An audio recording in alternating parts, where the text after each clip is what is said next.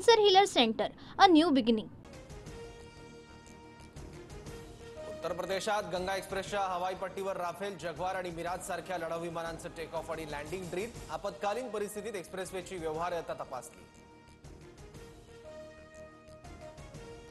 पुढील आदेशापर्यंत पाकिस्तानींना परत जाण्यास भारताकडून वेळ. अटारी बॉर्डरचे दरवाजे उघडले. पाकिस्तानी नागरिकांना परत पाठवण्याची प्रक्रिया सुरू.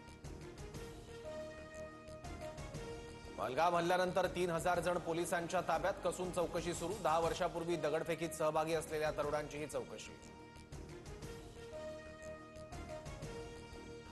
पहलगाममधील हल्ल्यात पाकिस्तानच्या कटाचे पुरावे मिळाले. बेताब व्हॅलीमध्ये दहशतवाद्यांनी शस्त्र लपवल्याचं तपासात उघड. एनआयए सूत्रांची माहिती.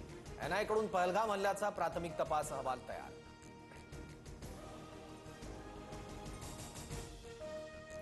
पाकवर सर्जिकल स्ट्राईक करण्यासाठी अमेरिकेने भारताला ग्रीन सिग्नल दिलाय का, अशी चर्चा सुरू. भारताने दहशतवाद्यांविरोधात ऍक्शन घ्यावी, क्षेत्रीय युद्ध भडकू नये याची काळजी घ्यावी. अमेरिकेचे उपराष्ट्रपती जे डी व्हान्स यांचं वक्तव्य.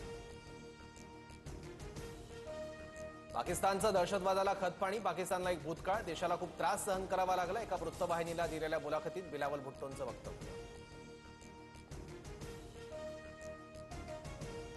पाकिस्तानसोबत युद्ध सुरू करा, आम्ही सरकारसोबत. पहलगाम हल्ल्यावरून संजय राऊतांचं विधान.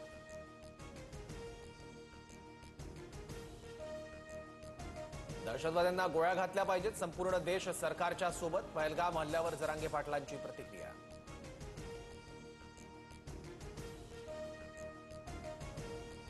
एलओसीवर पाकिस्तानच्या कुरापती सुरूच. नियंत्रण रेषेवरील चौक्यांवर पाकिस्तानी लष्कराच्या चौक्यांवरून गोळीबार.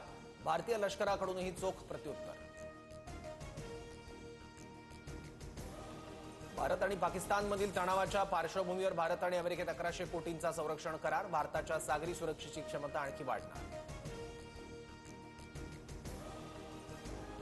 राफेल लढाऊ विमानात आता ब्रह्मोस बसवण्यात येणार. सूत्रांची माहिती. ब्रह्मोस हे नेक्स्ट जनरेशन सुपरसॉनिक क्रूज क्षेपणास्त्र.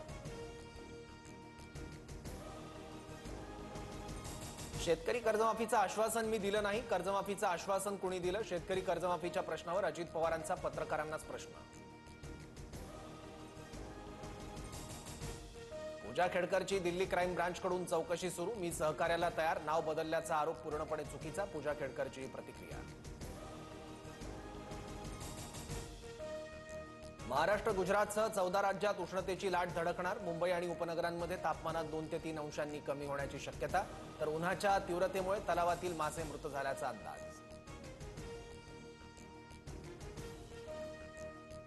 नाशिक इगतपुरीच्या आंबेवाडी शिवारात भीषण पाणीटंचाई. पाझर तलाव आटल्यानं पाझरणाऱ्या झऱ्यातून आदिवासी महिलांना पाणी भरण्याची वेळ.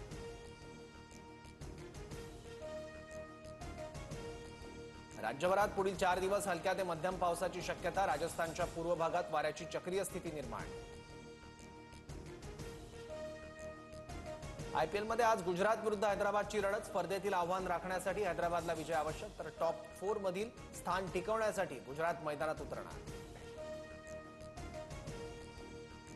Cancer Healer Center, a new beginning.